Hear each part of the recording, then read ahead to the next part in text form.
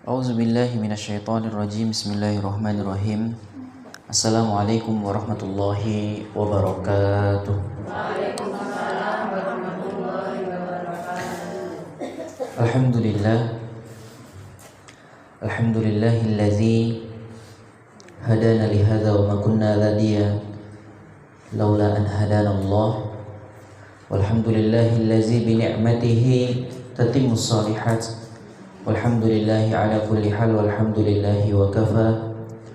Wassalatu wassalamu ala rasulil mujtaba sayyidina wa habibina wa syafi'ina wa maulana Muhammadin wa ala alihi wa azwajihi wa zurriyatihi wa man istanna bisunnati ila yaumiddin wa sallama tasliman mazidan. Puji syukur kehadirat Allah Subhanahu wa taala. Allah masih menghidupkan kita di bulan Zulqa'dah. Bulan Zulqa'dah ini banyak orang yang mengenyampingkan. Padahal bulan Zulqa'dah ini disebutkan salah satu syuhurul hurum, yaitu bulan-bulan yang dimuliakan oleh Allah Subhanahu wa ta'ala. Jadi Allah menentukan bulan itu ada 12. Dimulai dari Muharram, Safar, Rabiul Awal, Rabiul Akhir, Jumadil Awal, Jumadil Akhir, kemudian Rajab, Sya'ban, Ramadan, Syawal, Zulqa'dah, dan Zulhijjah. Dari 12 itu Allah menetapkan 4 bulan sebagai bulan yang dimuliakan. Bulan mulia itu adalah bulan Rajab. Dan juga ada 3 yang saling berurutan, yaitu Zulqa'dah, Zulhijjah, dan Muharram. Maka di 3 bulan ini Allah Subhanahu wa ta'ala melipat gandakan amal soleh yang dilakukan oleh umat manusia. Maka tugas kita pada bulan ini adalah bagaimana memaksimalkan hari demi hari, jam demi jam, menit demi menit, bahkan detik demi detik di bulan ini dalam rangka beribadah kepada Allah Subhanahu wa ta'ala. Dan indahnya kita di dalam Islam itu kan, ibadah itu gak mesti cuma di masjid. Di rumah bisa ibadah, di tempat kerja bisa ibadah, di jalan bisa ibadah, di dapur bisa ibadah, di sumur bisa ibadah, di kasur juga bisa ibadah. Maka banyak sekali kemudian. Makanya sampai diklasifikasikan ibadah itu ada yang maghdhah, ada yang ghairu maghdhah. Ada yang ketentuannya, ada yang jamnya, tata caranya sudah diatur, ada yang sifatnya bersifat umum. Maka perhatikan itu. Maka Syekh Profesor Abdul Aziz menjelaskan makna tentang ibadah itu adalah ketika seorang hamba melakukannya, maka Allah menjadi ridho dan Allah menjadi senang. Ridho itu maksudnya adalah apa? Yaitu sesuai dengan aturan. Sementara senang di sini adalah yaitu karena kita melakukan amal soleh.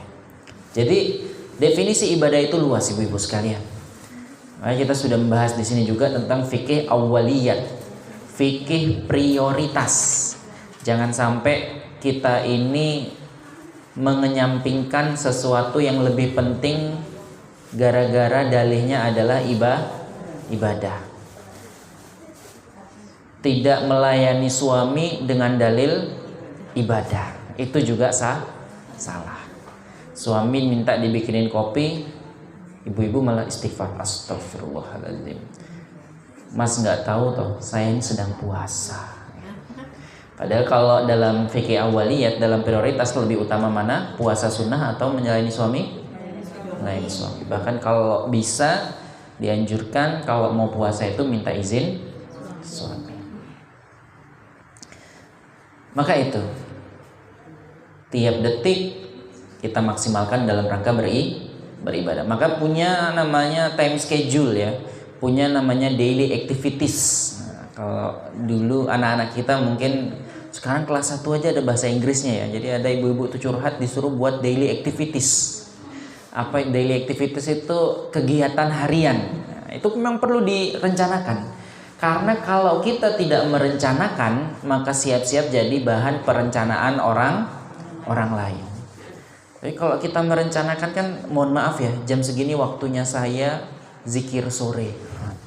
Mohon maaf, hari Ahad ini waktunya saya pengajian di Madinatul Askar. Nggak bisa ngajak saya untuk gibah gitu. Jadi enak Bu, harus punya waktu, harus punya planning. Karena kalau nggak di planning, sampai setan mau bisikin, oh mohon maaf, jam segini sudah waktunya ini baca Quran. Nah, jadi sudah ada semuanya. Ini memang penting kemudian kita merencanakan. Terlebih di bulan-bulan yang diharamkan. Yang diharamkan maksudnya apa? Yang dimuliakan oleh Allah Subhanahu wa ta'ala. Ya, haram itu makna lainnya adalah mulia ya. Makanya kita ke haramain itu ada 2. Haram yang pertama itu masjid di Mekah sana. Yang kedua haram itu ada di Masjid Nabawi. Haram itu artinya apa? Mulia. Yang diharamkan segala bentuk maksiat di sana, haramkan segala bentuk yang dilarang di sana. Itu maksudnya. Jadi haram itu yang dimuliakan. Maka marilah sama-sama kita berlomba-lomba dalam kebaikan. Mudah-mudahan Allah mampukan kita memaksimalkan hari-hari bahkan detik-detik di bulan Zulqa'dah ini dalam rangka beribadah kepada Allah Subhanahu wa taala. Amin ya rabbal alamin. Sayangnya di bulan Zulqa'dah ini, di bulan haram-haram lainnya, Allah juga melipat gandakan segala bentuk perbuatan dosa dan maksiat. Jadi kalau ibadahnya ditingkatkan, nah sayangnya juga ternyata maksiatnya ditingkatkan. Jadi perbuatan dosa itu ditingkatkan di sini. Jadi catatannya itu akan double. Maka selain memaksimalkan untuk berbuat kebaikan, di bulan ini kita juga harus memaksimalkan untuk meminimalisir segala bentuk perbuatan dosa dan maksiat. Jadi gimana caranya kita ini mulai ngerem, mulai benar-benar menyetop, menghilangkan segala sesuatu yang memang nggak perlu-perlu banget gitu ya. Kayak sampai dijelaskan di akhir zaman itu, dalam sebuah hadis Rasul menjelaskan, di akhir zaman itu orang itu pada saling sikut menyikut. Ya kan sekarang sudah lihat ya, ustadz satu jelek-jelekin ustadz yang lain, padahal sama-sama ustadz gitu loh. Saya juga bingung gitu kan. Masalah yang dibahas nggak produktif banget kan gitu.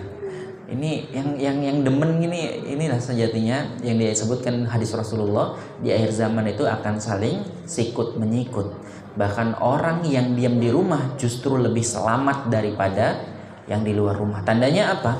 Tandanya mungkin ketika dia di luar, potensi dia melakukan dosa itu lebih tinggi ketimbang dia dalam rumah. Justru malah di rumahnya itu mungkin bisa banyak pahalanya, apalagi ibu-ibu kan. Jadi ibu-ibu itu pahalanya sejatinya itu ada di rumah. Maka tadi selain memaksimalkan ibadah, mari minimalisir segala bentuk perbuatan dosa dan maksiat. Baik.